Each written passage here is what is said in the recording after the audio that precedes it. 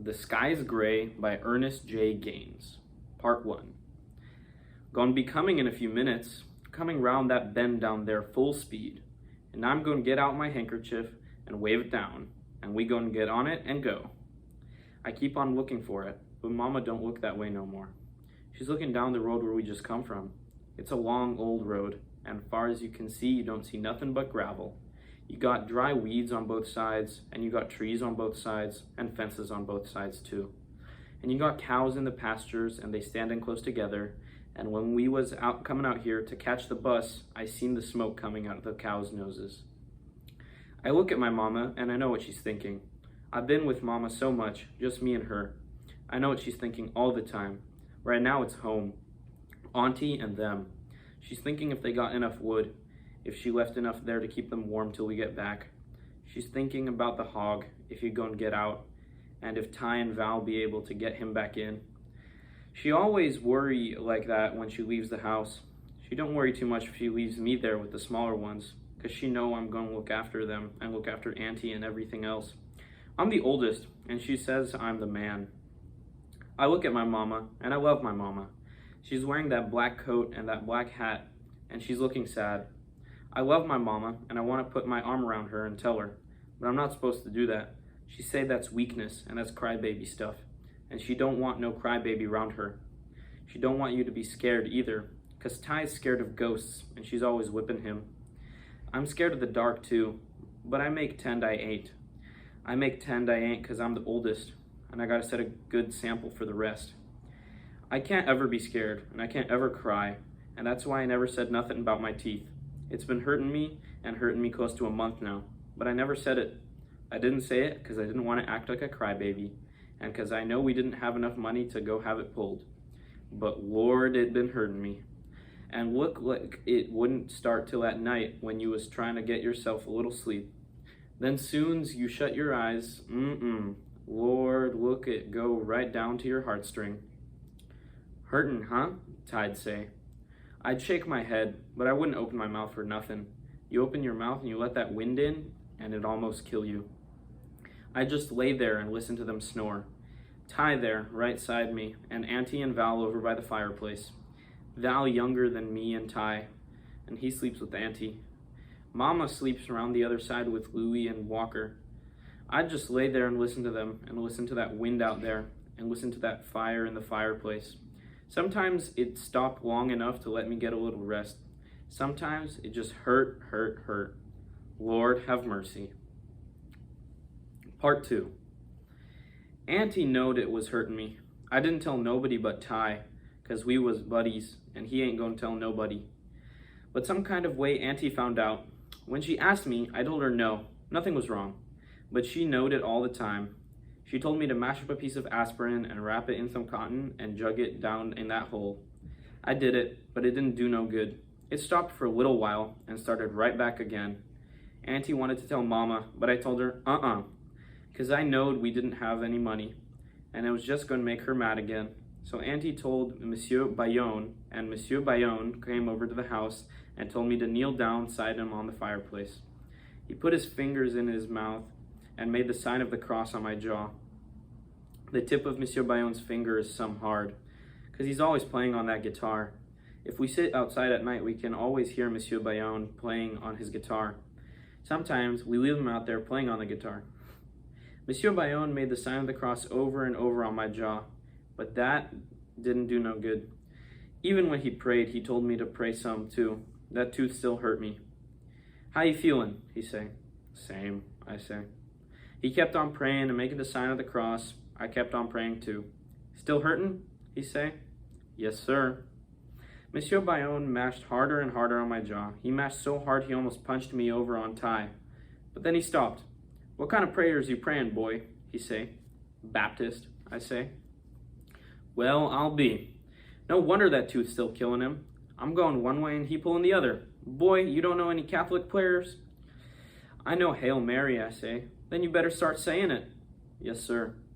He started mashing on my jaw again, and I could hear him praying at the same time. And sure enough, after a while, it stopped hurting me. Me and Ty went outside where Monsieur Bayonne's 2 hounds was, and we started playing with them. Let's go hunting, Ty said. All right, I say. and we went on back in the pasture. Soon the hounds got on a trail, and me and Ty followed them all across the pasture and then back in the woods too.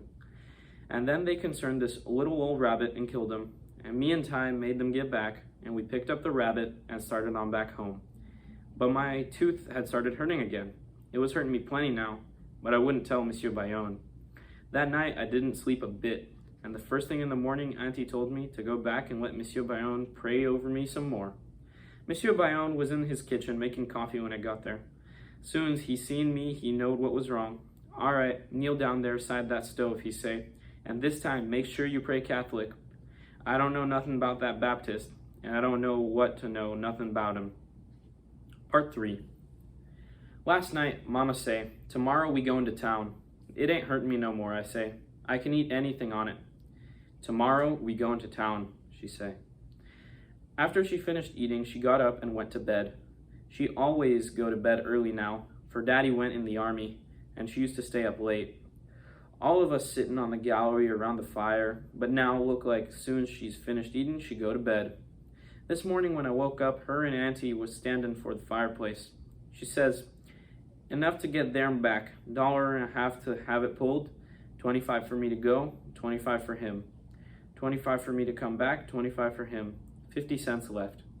Guess a little piece of salt meat with that."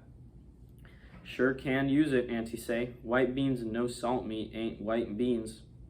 "I do the best I can," Mama say. They was quiet after that, and I made 'tend I was asleep. "James hit the floor," Auntie say. I still made 'tend I was asleep. I didn't want them to know I was listening. "All right," Auntie say, shaking me by the shoulder. "Come on, today's the day." I pushed the cover down to get out, and Ty grabbed it and pulled it back. "You too, Ty," Auntie say. "I ain't getting no teeth pulled," Ty say. "Don't mean it ain't time to get up," Auntie say. "Hit it, Ty." Ty got up grumbling. "James, you hurry up and get in your clothes and eat your food," Auntie says. "What time y'all coming back?" she say to Mama. "That 11 o'clock bus," Mama say. "Gotta get back in that field this evening." "Get a move on you, James," Auntie say. I went in the kitchen and washed my face. Then I ate my breakfast. I was having bread and syrup. The bread was warm and hard and tasted good, and I tried to make it last a long time. Ty came back there grumbling and mad at me. "Got to get up," he say. "I ain't having no teeths pulled today." What I got to be getting up for? Ty poured some syrup in his pan and got a piece of bread. He didn't wash his hands, neither his face, and I could see all that white stuff in his eyes. "You the one getting your teeth pulled," he say. "Why I got to get up for? I bet if I was getting my teeth pulled, you wouldn't be getting up." Shucks, syrup again. I'm getting tired of this old syrup. Syrup, syrup, syrup. I'm going to take with sugar diabetes. I want me some bacon sometime. "Go out in the field and work, and you can have your bacon," Auntie say. She stood in the middle door looking at Ty. "You better be glad you got syrup. Some people ain't got that. Hard's time is." "Shucks," Ty say. "How can I be strong?" "I don't know too much about your strength," Auntie say, "but I know where you gonna be hot at. You keep that grumbling up. James, get a move on you. Your mama waiting." I ate my last piece of bread and went in the front room. Mama was standing before the fireplace warming her hands. I put on my coat and my cap, and we left the house. Part 4. I look down there again, but it still ain't coming. I almost say, "It ain't coming yet." But I keep my mouth shut, because that's something else she doesn't like. She don't like for you to say something just for nothing. She can see it coming. I can see it coming. So why I say it ain't coming? I don't say it. I turn and look at the river that's back of us. It's so cold the smoke's just raising up from the water. I see a bunch of pool dews, not too far out, just on the other side of the lilies. I'm wondering if you can eat pool dews. I ain't too sure, because I never ate none. But I done ate owls and blackbirds, and I done ate redbirds too. I didn't want to kill the redbirds, but she made me kill them. They had 2 of them back there, one in my trap, one in Ty's trap. Me and Ty, we go and play with them and let them go, but she made me kill them because we needed the food. "I can't," I say. "I can't." "Here," she say, "take it." "I can't," I say. I can't kill him. Mama, please." "Here," she say, "take this fork, James." "Please, Mama, I can't kill him," I say. I could tell she was going to hit me. I jerked back. but I didn't jerk back soon enough. "Take it," she say. I took it and reached in for him, but he kept on hopping to the back. "I can't, Mama," I say. The water just kept on running down my face. "I can't," I say. "Get him out of there," she say. I reached in for him, and he kept on hopping to the back. Then I reached in farther, and he pecked me on the hand. "I can't, Mama," I say. She slapped me again. I reached in again, but he kept on hopping out my way. Then he hopped to one side, and I reached there. The fork got him on the leg, and I heard his leg pop. I pulled my hand out because I had hurt him. "Give it here," she say, and jerked the fork out of my hand. She reached in and got the little boy right in the neck. I heard the fork go in his neck. I heard it go in the ground. She brought him out and held him right in front of me. "That's one," she say. She shook him off and gave me the fork. "Get the other one."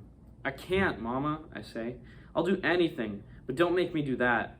She went to the corner of the fence and broke the biggest switch over there she could find. I knelt beside the trap, crying. "Get him out of there," she say. "I can't, Mama." She started hitting me across the back. I went down on the ground, crying. "Get him," she say. "Octavia?" Auntie say, because she had come out of the house and she was standing by the tree looking at us. "Get him out of there," Mama say. "Octavia," Auntie say. Explain to him. Just don't beat him. Explain to him." But she hit me and hit me and hit me. I'm still young. I ain't no more than 8. But I know now. I know why. I had to do it. They was so little though. They was so little. I remember how I picked the feathers off them and cleaned them and helped them over the fire. And we all ate them. Ain't had but a little bitty piece each, but we all had a little bitty piece. And everybody just looked at me because they was so proud. Suppose she had to go away. That's why I had to do it. Suppose she had to go away like Daddy went away. Then who was going to look after us? There had to be somebody left to carry on. I didn't know it then, but I know it now. Auntie and Monsieur Bayonne talked to me and made me see. Part 5. Time I see it, I get out my handkerchief and start waving. It's still way down there, but I keep waving anyhow. Then it come up and stop, and me and Mama get on. Mama tell me go sit in the back while she pay. I do like she say, and people look at me. When I pass the little sign that say white and colored, I start looking for a seat. I just see one of them back there, but I don't take it because I want my mama to sit down herself. She comes in the back and sit down, and I lean on the seat. They got seats in the front, but I know I can't sit there because I have to sit in the back of the sign. Anyhow, I don't want to sit there if my mama gonna sit back here. They got a lady sitting beside my mama, and she looks at me and smiles a bit. I smile back, but I don't open my mouth because the wind will get in and make that toothache. The lady took out a pack of gum and reached me a slice, but I shake my head. The lady just can't understand why a little boy will turn down gum. And she reached me a slice again. This time I point to my jaw. The lady understands and smiles a little bit. I smile a little bit, but I don't open my mouth though. They got a girl sitting across from me. She got on a red overcoat and her hair's plaited in one big plate. First, I make 10 I don't see her over there, but then I start looking at her a little bit. She make 10 she don't now. She don't see me either, but I catch her looking that way. She got a cold, and every now and then she hissed that little handkerchief to her nose. She ought to blow it, but she don't. Must think she's too much a lady or something. Every time she hissed that little handkerchief, the lady beside her say something in her ear. She shakes her head and lays her hands in her lap again. Then I catch her looking. I smile at her a little bit, but think she'll smile back? She turned up her little old nose and turned her head. Well, I show her both of us can turn us head. I turn mine too and look out at the river. The river is gray. The sky is gray. They have pool dews in the water. The water is wavy and the pool dews go up and down. The bus go round a turn, and you got plenty trees hiding the river. Then the bus go round another turn, and I can see the river again. I took toward the front where all the white people sit. Then I look at the little gal again. I don't look right at her because I don't want them all knowing people that I love her. I just look at her a little bit, like I'm looking out that window over there. But she knows I'm looking that way, and she kind of look at me too. The lady sitting inside her catch her this time, and she leans over and says something in her ear. I don't love him nothing, that little old gal says out loud. Everybody back here hear that mouth, and all of them look at us and laugh. I don't love you either, I say. So you don't have to turn up your nose, miss. You the one looking, she say. Wasn't looking at you, I say. I was looking out the window there. Out the window, my foot, she say. I see you. Every time I turned round, you was looking at me. You must be looking yourself if you seen me all them times, I say. Shucks, she say. I got me all kind of boyfriends. I got girlfriends too, I say. Well, I just don't want you getting your hopes up, she say. I don't say no more to that little old gal, 'cause I don't want to have to bust her in the mouth. I lean on the seat where Mama's sitting, and I don't even look that way no more. When we get to Bayonne, she jug her little old tongue out at me. I make 'tend I'm going to hit her, and she ducked down beside her mama, and all the people laugh at us again. Part 6. Me and Mama get off and start walking in town. Bayonne is a bitty town. Baton Rouge is 100 times bigger than Bayonne. I went into Baton Rouge once, me, Ty, Mama, and Daddy. But that was way back yonder, before Daddy went in the army. I wonder when we go and see him again. I wonder when. Look like he ain't ever coming back home. Even the pavement all cracked in Bayonne. Got grass shooting right out the sidewalk. Got weeds in the ditch too, just like they got at home. It's some cold in Bayonne. Look like it's colder than it is home. The wind blows in my face, and I feel that stuff run down my nose. I sniff. Mama says use the handkerchief. I blow my nose and put it back. We pass the school, and I see white children playing in the yard. Big old red school. And them children just running and playing. Then we pass a cafe, and I see a bunch of people in there eating. I wish I was in there, in the cafe, 'cause I'm cold.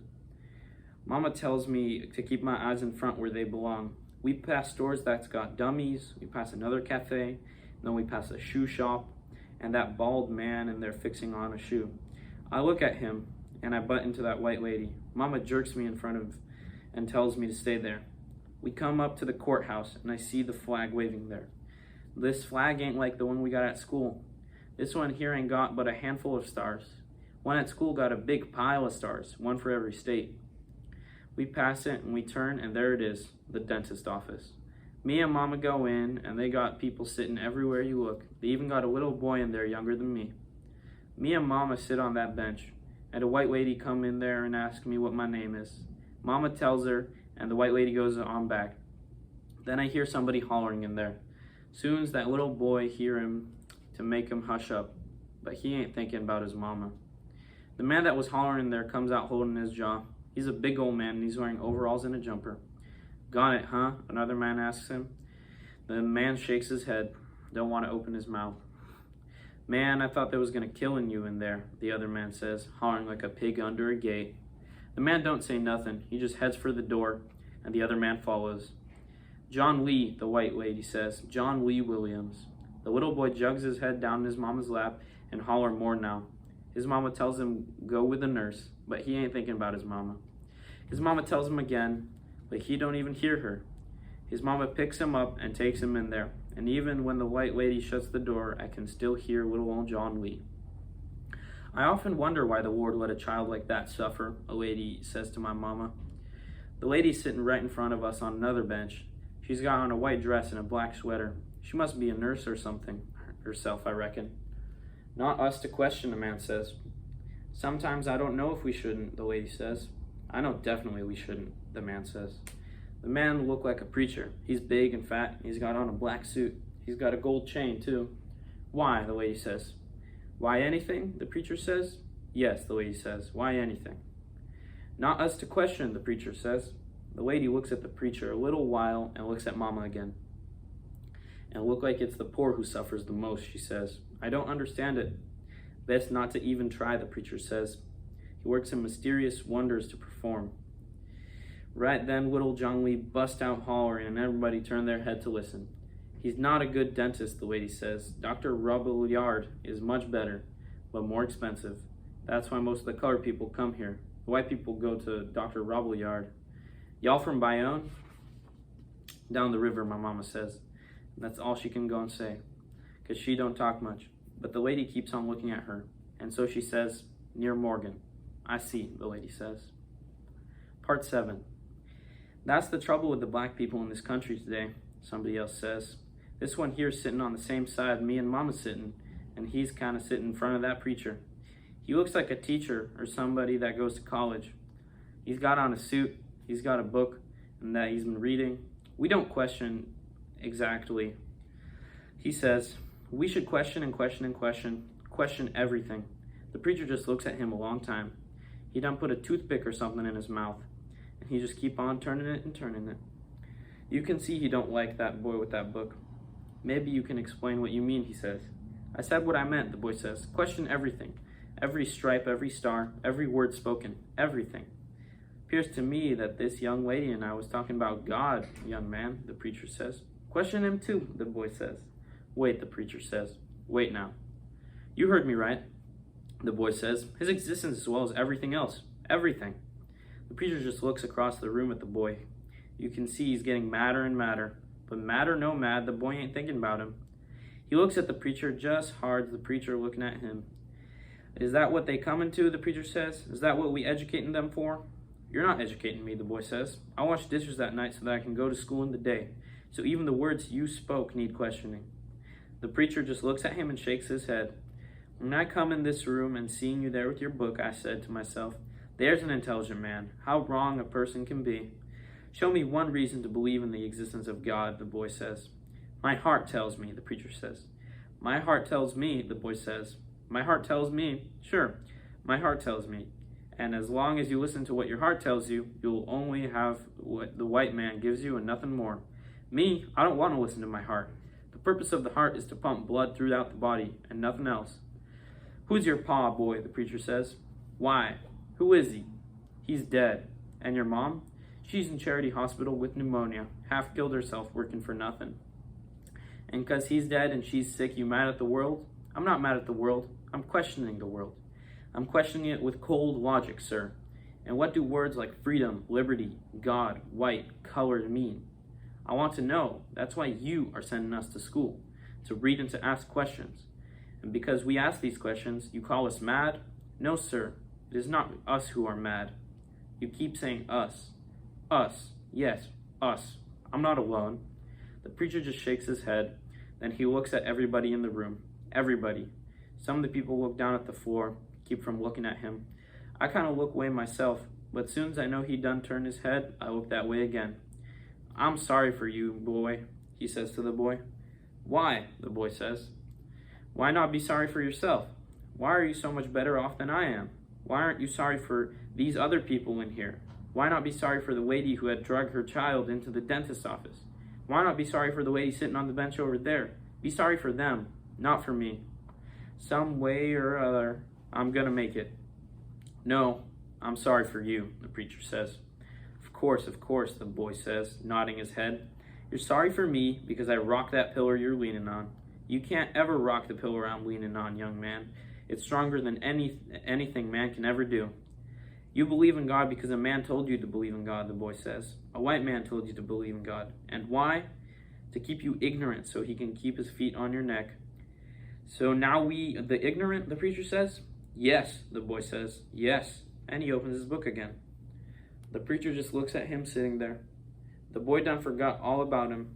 Everybody else may pretend they done forgot the squabble too.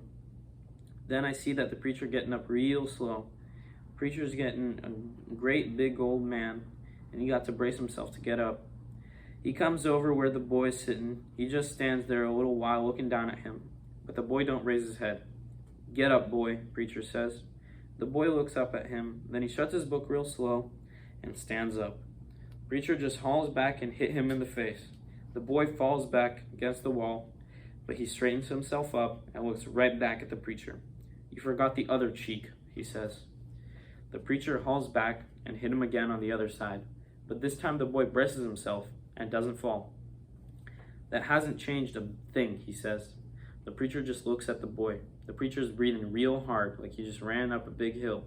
The boy sits down and opens his book again. I feel sorry for you, the preacher says. I never felt so sorry for a man before. The boy makes 10. He don't even hear that preacher. He keeps on reading his book. The preacher goes back and gets his hat off the chair. Excuse me, he says to us. I'll come back some other time. Y'all, please excuse me. And he looks at the boy and goes out the room. The boy used his hand up to his mouth one time to wipe away some blood. All the rest of the time, he keeps on reading, and nobody else in there say a word. Little John Lee and his mama come out the dentist's office, and the nurse calls somebody else in. Then, a little bit later, they come out, and the nurse calls another name. But fast she calls somebody in there, somebody else comes in place where we were sitting, and the room stays full. The people come in now, all of them wearing big coats. One of them says something about sleeting. Another one says he hope not. Another one says he think it ain't nothing but rain. 'Cause he says rain can get awful cold around this time of year. All around the room, they talking. Some of them talking to people right by them, and some talking to people clear across the room. Some talking to anybody to listen. It's a little bitty room, no bigger than us kitchen, and I can see everybody in there. Little old rooms full of smoke, 'cause you got two old men smoking pipes over by that side door. I think I feel my tooth thumping me some, and I hold my breath and wait. I wait and wait, but it don't thump me no more. Thank God for that. I feel like going to sleep, and I lean back against the wall. But I'm scared to go to sleep. Scared because the nurse might call my name and I won't hear her, and Mama might go to sleep too, and she'll be mad if neither of us heard the nurse. I look up at Mama. I love my Mama. And when cotton come, I go and get her a new coat. I ain't go and get a black one either. I think I'm gonna go get her a red one. They got some books over there, I say. Want to read one of them? Mama looks at the books, but she don't answer me. You got yourself a little man there, the lady says. Mama don't say nothing to the lady, but she must have smiled, because I see the lady smiling back. The lady looks at me a little while, like she's feeling sorry for me. You sure got that preacher out in a hurry, she says to that boy. The boy looks up at her and looks to his book again. When I grow up, I want to be just like him. I want clothes like that. I want to keep a book with me too. You really don't believe in God, the lady says? No, he says. But why, the lady says. Because the wind is pink, he says. What? The lady says. The boy don't answer her no more. He just reads his book. Talking about the wind being pink, that old lady says. She's sitting on the same bench with the boy and she's trying to look at his face. The boy makes 10 the old lady ain't even there. He just keeps on reading. Wind is pink, she says again. Lord, what children gonna be saying next? The lady across from us busts out laughing. That's a good one, she says. The wind is pink. Yes, sir, that's a good one. Don't you believe the wind is pink, the boy says. He keeps his head down in the book. Of course I believe it, honey, the lady says. Of course I do. She looks at us and winks her eye. And what color is grass, honey? Grass? Grass is black. She busts out laughing again. The boy looks at her. Don't you believe grass is black, he says. The lady quits her laughing and looks at him. Everybody else is going to look at him too. The place is quiet. Quiet. Grass is green, honey. It was green yesterday, it's green today, and it's going to be green tomorrow. How do you know it's green? I know because I know. You don't know it's green, the boy says. You believe it's green because somebody told you it was green. If somebody had told you it was black, you believe it was black. It's green, the lady says. I know green when I see green. Prove it's green, the boy says. Sure now, the lady says. Don't tell me it's coming to that. It's coming just to that, the boy says. Words mean nothing. One means no more than the other. That's what it all coming to, the old lady says. That old lady on a turban and got two sweaters.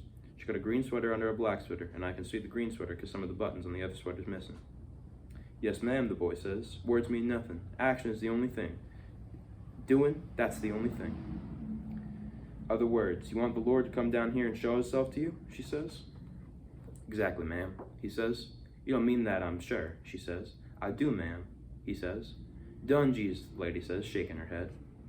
I don't go along with that preacher, the other lady says, but now, I don't know. When a person says the grass is black, he's either a lunatic or something's wrong.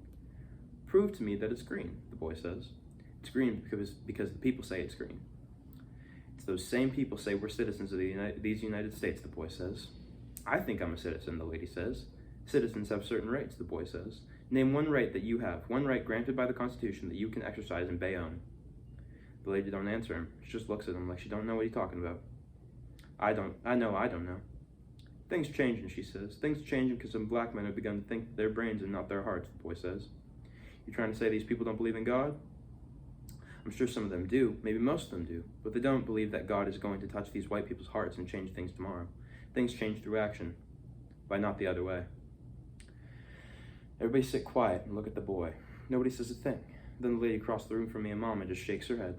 Let's hope that not all your generation feel the same way you do, she says. Think what you please, it doesn't matter, the boy says, but it will be men who listen to their heads and not their hearts who will see that your children have done a better chance than you have. Let's hope they ain't all like you, though, the old lady says. Done forgot the heart absolutely. Yes, ma'am, I hope they aren't like me, the boy says. Unfortunately, I was born too late to believe in your God. So the ones who come after will have your faith. If not your God, then in something else. Something definitely that they can lean on. I haven't in anything. For me, the wind is pink and the grass is black. Part 9.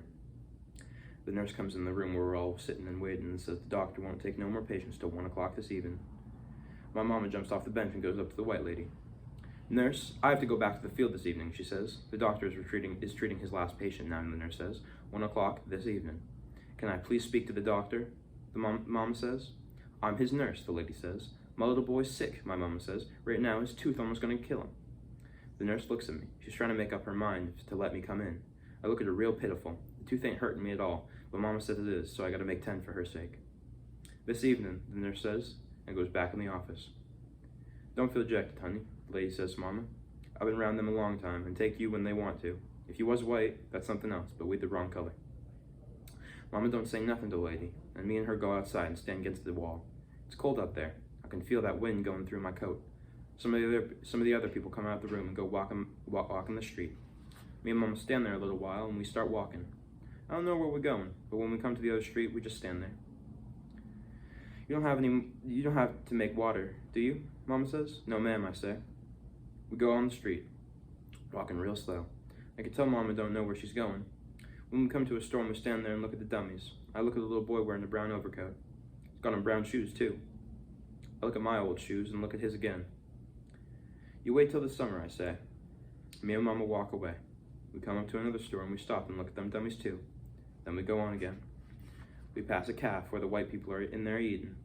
Mama tells me to keep my eyes in front where they belong, but I can't keep from seeing them people eat. My stomach starts to growl because I'm real hungry. When I see people eating, I get hungry. When I see a coat, I get cold. A man whistles at my mama when we go to a filling station.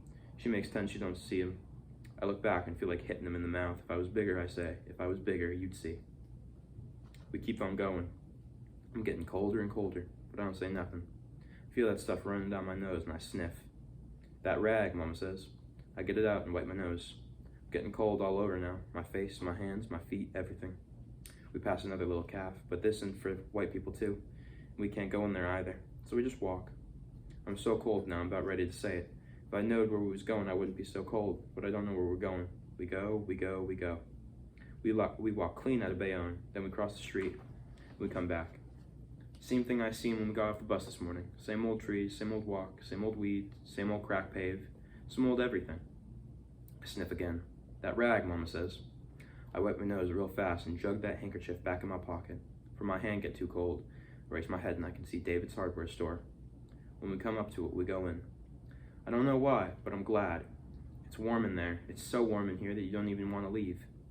I look for the heater, and I see it over them barrels. 3 white men standing around the heater, talking in Creole. One of them comes over to see what Mama want. Got any axe handles, she says. Me, Mama, and the white man start to the back, but Mama stops me when we come to the heater. She and the white man go on. I hold my hands over the heater and look at them. They go all the way back. I see the white man pointing at the axe handles against the wall. Mama takes one of them and shakes it like she's ready to figure out how much it weighs. And she rubs her hand over it, one end to the other end. She looks over and looks at the other side, and then she shakes it, and shakes her head and puts it back. She gets another one, and she does it just like she did the first one. Then she shakes her head. Then she gets a brown one and do it to that too. But she don't like this one either. Then she gets another one. Before she shakes it or anything, she looks at me. Look like she's trying to say something to me, but I don't know what it is. All I know is I done got warm now and I'm feeling right smart better. Mama shakes the axe handle just like she did the others and shakes her head and says something to the white man. The white man just looks at his pile of axe handles, and when Mama passes him to come to the front, the white man just scratches his head and follows her. She tells him to come on, we go on and start walking. We walk and walk. In no time at all, I'm cold again. Look like I'm colder now because I still remember how good it was to be back there. My stomach growls and I suck it in to keep Mama from hearing it. She's walking right side me and growls so loud you can hear it a mile, but Mama don't say a word.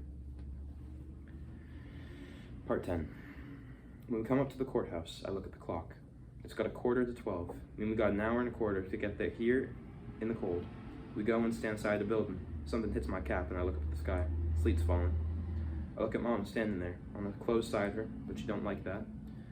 Says that's crybaby stuff. She said you gotta stand for yourself, by yourself. Let's go back to the office, she says. We cross the street. When we get to the dentist's office, I try to open the door, but I can't. I twist and twist, but I can't. Mama pushes me to the side and she twists the knob, but she can't open the door either. She turns away from the door. I look at her, but I don't move and I don't say nothing. I don't see her like this before and I'm scared of her. You hungry? She says. She says it like she's mad at me, like I'm the cause of everything. No, ma'am, I say. You want to eat and walk back, or rather don't eat and ride? I ain't hungry, I say. I ain't just hungry, but I'm cold too. I'm so hungry and cold, I want to cry. And look like I'm getting colder and colder. My feet done got numb. Try to work my toes, but I don't feel them. Look like I'm gonna die.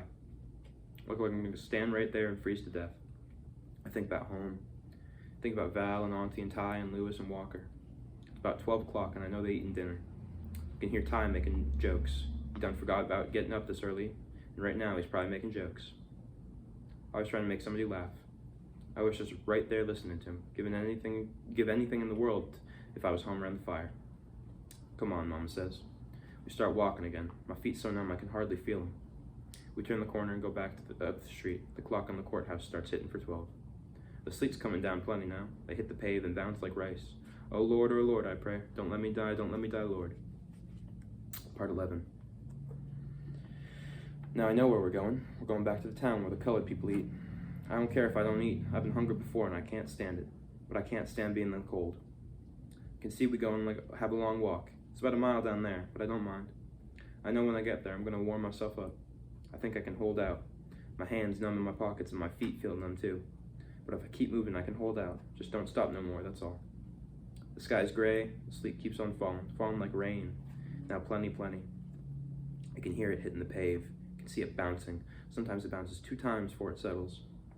We keep on going. We don't say nothing. We just keep on going. I wonder what Mom is thinking. I hope she ain't mad at me. When summer comes, I'm gonna pick plenty cotton and get her a coat. I'm gonna get her a red one. I hope they'd make it summer all the time. I'd be glad if summer was all the time, but it ain't.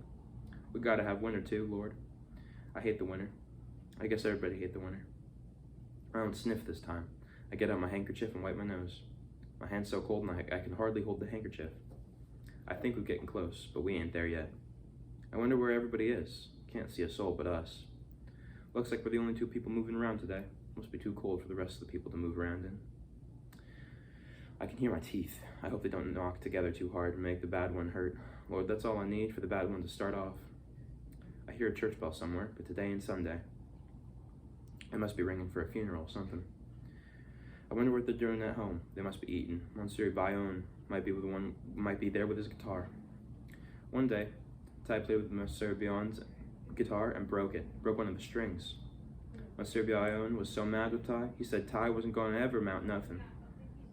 Ty said Ty can just go like, Monsieur ain't there. Ty can make everybody laugh when he starts mocking Monsieur Bayonne. I used to like it. I used to like being with Mom and Papa. We used to be happy. But then they took him to the army. Now nobody happy no more. I'd be glad when Daddy comes home. Monsieur Bayonne said it wasn't fair for them to take Daddy and give Mama nothing and give us nothing, Auntie says. Shh, Etienne. Don't let them hear you talk like that.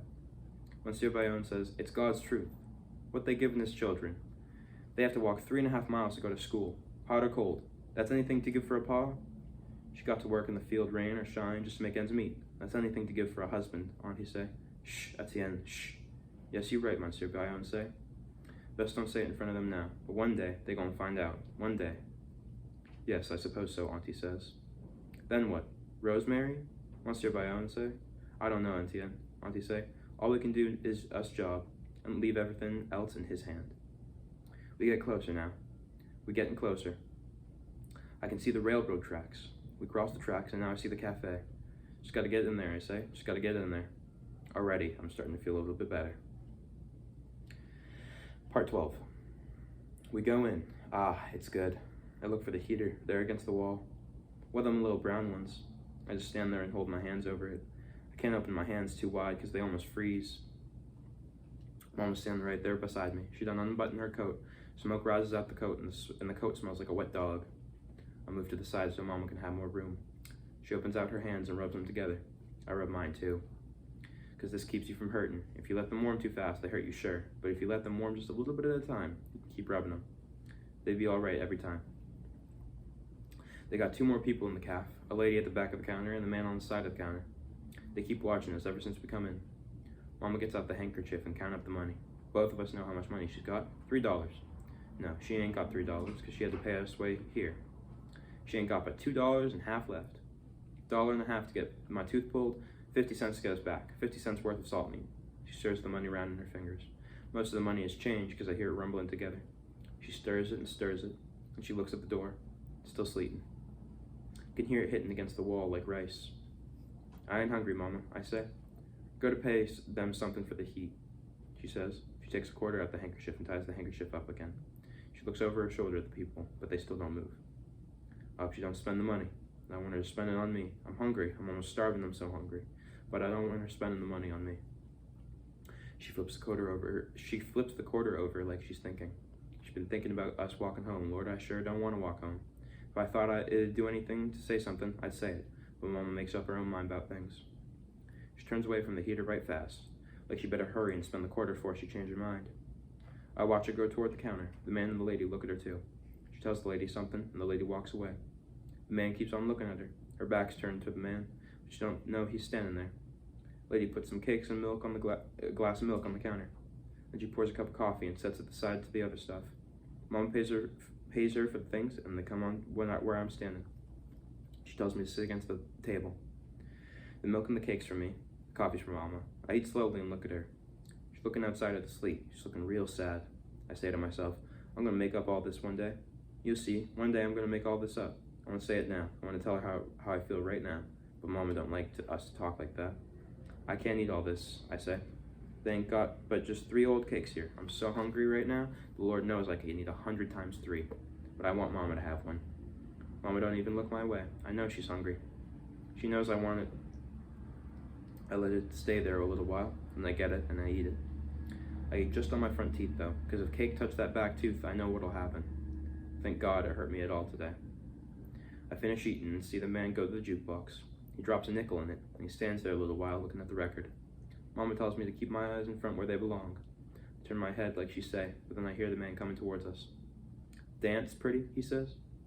Mama gets up to dance with him, but before you know it, she done grabbed the little man by the collar and done heaved into the side of the wall.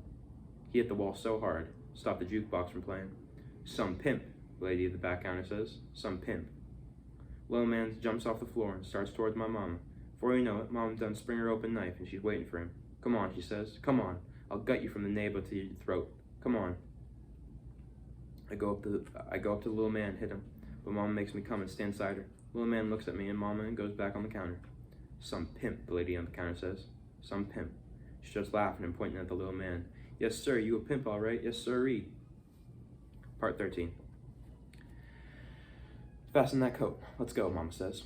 You don't have to leave, the lady says. Mama don't answer the lady, and we ride out in the cold again. I'm warm right now, my hands, my ears, my feet, but I know this ain't gonna last too long. It done sleet so much, you got ice everywhere you look. We cross the railroad tracks, and soon we do, I get cold. That wind goes through this little old coat like I ain't even there. Got a t-shirt on, and a sweater under the coat. But that wind don't pay them no mind. I look up, and I can see that we got a long way to go. I wonder if we're gonna make it before I get too cold. We cross over to the sidewalk. They got just one sidewalk back here, and it's over there. After we go get a little piece, I smell bread cooking. I look, then I see a baker shop. When we get closer, I can smell it more better. I shut my eyes and make it 10 I'm eating, but I keep it shut too long and I butt against the telephone post. Mama grabs me and see if I hurt. I ain't bleeding or nothing. She turns me loose. I can feel him getting colder and colder. I look up to see how far we still got to go. Uptown is way yonder, half a mile more, I reckon. I try thinking of something. They say think and you won't get cold. I think of that poem, Annabel Lee. I ain't been to school in so long, this bad weather, I reckon they done pass Annabel Lee by now. But past it or not, I'm sure Miss Walker gonna make me recite it when I get there. That woman don't forget nothing. I ain't even seen nobody like that in my life.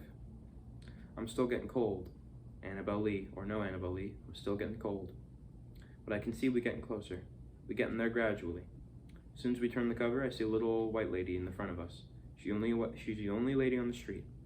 She's in all black and she's got a long black rag over her head. Stop, she says. Me and Mama look up at her. She must be crazy being out here in all that bad weather. Ain't got about few other people out here, and all them's men. Y'all done ate, she says. Just finished, Mama say. Y'all must be cold then, she says. We headed for the dentist, Mama say. We'll warm up when we get there. What dentist? The old lady says. Mr. Bissett? Yes, ma'am, Mama says. Come on in, the old lady says. I'll telephone him and tell him y'all coming. Me and Mama follow the old lady in the store. It's a little bitty store, and it don't have much in there. The old lady takes off her head rag and folds it up. Helena, somebody calls from the back. Yes, Alnest, the old lady says. Did you see them coming? They're here, standing beside me. Good, now that you can stay inside. The old lady looks at Mama. Mama's waiting to hear what she brought us in here for, and I'm waiting for that too. I saw y'all each time you went by, she says. I came out to catch you, but you were gone. We went back out of town, Mama says. Did you eat? Yes, ma'am. The old lady looks at Mama a long time, like she's thinking Mama might be saying that. Mama looks right back at her. The old lady looks at me to see what I have to say. I don't say nothing. I sure ain't gonna go against my Mama. There's food in the kitchen, she says to Mama. I've been keeping it warm. Mama turns right and starts for the door. Just a minute, the old lady says. Mama stops. The boy'll have to work for it. It isn't free. We don't take no handout, Mama says. I'm not handing out nothing, the old lady says. I need my garbage moved to the front. Ernest has a bad cold and can't get out there. James will move it for you, Mama says. Not unless you eat, the old lady says. I'm old, but I have my pride too, you know. Mama can see she ain't gonna beat this old lady down, so she shakes her head. All right, the old lady says. Come into the kitchen. She leads the way with that rag up in her hand. The kitchen is a little bitty thing. The table and the stove just about fill it up. They got a little room to the side, something in there laying across the bed, because I can see one of its feet. Maybe the person she talking to, Ernest or Alness or something like that. Sit down, the old lady says to Mama. Not you, she says to me. You have to move the cans. Helena, the man says in the other room. Yes, Alness, the old lady says. Are you going out there again? I must show the boy where the garbage is, Alness, the old lady says. Keep that shawl over your head, the old man says. You don't have to remind me, Alness. Come on, boy, the old lady says. We go out in the yard. A little old black yard ain't no bigger than the store or the kitchen, but I can see sleet here, and I can see sleet in the big backyard. Before you know it, I'm trembling. There, the old lady says, pointing to the cans. Pick up one of the cans and set it right back up. The can's so light, I go and see what's inside of it. Here, the old lady says, leave that can alone. Look back at her standing there in the door. She's got that black rag wrapped around her shoulders, and she's pointing out one of her old fingers at me. Pick it up and carry it to the front, she say. I go by her with the can. She's looking at me all the time. I'm sure the can's empty. I'm sure she could have carried it herself, maybe both of them at the same time. Sit on the sidewalk by the door and come back for the other one, she says. I go back and come back. I go out and come back. Mama looks at me when I pass her. I get the other can and take it to the front. I don't feel a bit heavier than the first one. I tell myself I ain't gonna be nobody fool. I'm going inside this can to see what I know I've been hauling. First, I look up at the street, then down. Nobody coming. I look over my shoulders toward the door. The little old lady done slipped in the quiet's mouse, watching me again. Looks like she knowed I was gonna do it. Lord, children, she says. Children, come in here, boy, and go wash your hands. I follow her to the kitchen. She points towards the bathroom, and I go in there and wash up. A little bitty old bathroom, but it's clean. Clean. I don't use any of her towels. I wipe my hands on my pant legs. When I come back in the kitchen, the old lady done dished up the food. Rice, gravy, meat. She even got some lettuce and tomato in the saucer. She even got a glass of milk and a piece of cake there, too. It looks so good I almost start eating before I say my blessing. Helena, the old man says. Yes, honest. Are they eating? Yes, she says. Good, he says. Now you'll stay inside. The old lady goes in where he is and I hear them talking. I look at Mama. She's eating slow, like she's thinking. I wonder what's the matter now. Reckon she's thinking about home. The old lady comes back in the kitchen. I talked to Dr. Bissett's nurse, she says. Dr. Bissett will take you as soon as you get there. Thank you, ma'am, Mama says. Perfectly all right, the old lady says. Which one is it? Mama nods towards me. The old lady looks at me real sad. I look sad too. You're not afraid, are you? She says. No, ma'am, I say. It's a good boy, the old lady says. Nothing to be afraid of. Dr. Bissett will not hurt you. When me and Mama get through eating, we thank the old lady again. Helena, are they leaving, the old man says. Yes, honest. Tell them I say goodbye. They can hear you, Honest. Goodbye, both mother and son, the old man says, and may God be with you. Me and Mama tell the old man goodbye, and we follow the old lady to the front room. Mama opens the door to go out, but she stops and comes back in the store. You sell salt meat? She says. Yes. Give me 2 bits worth. That isn't very much salt meat, the old lady says. It's all I'll have, Mama says. The old lady goes back to the counter and cuts a big piece off the chunk. Then she wraps it up and puts it in a paper bag. 2 bits, she says. That looks an awful lot like a quarter of the meat, she says. 2 bits, the old lady says. I've been selling salt meat behind this counter 25 years. I think I know what I'm doing. You got a scale there, Mama says. What? The old lady says. Wait. What? The old lady says. Are you telling me how to run my business? Thanks very much for the food, Mama says. Just a minute, the old lady says. James, Mama says to me. I move towards the door. Just 1 minute, I say, the old lady says. Me and Mama stop again and look at her. The old lady takes the meat out of the bag and unwraps it and cuts about half of it off. Then she wraps it up again and jugs it back in the bag and gives it back to Mama. Mama lays the quarter on the counter. Your kindness will never be forgotten, she says. James, she says to me. We go out, and the old lady comes to the door to look at us. After we go a little piece, I look back, and she's still there watching. The sleet's coming down heavy now. Turn up my coat collar and keep my neck warm. Mama tells me to turn it back down. You're not a bum, she says. You a man.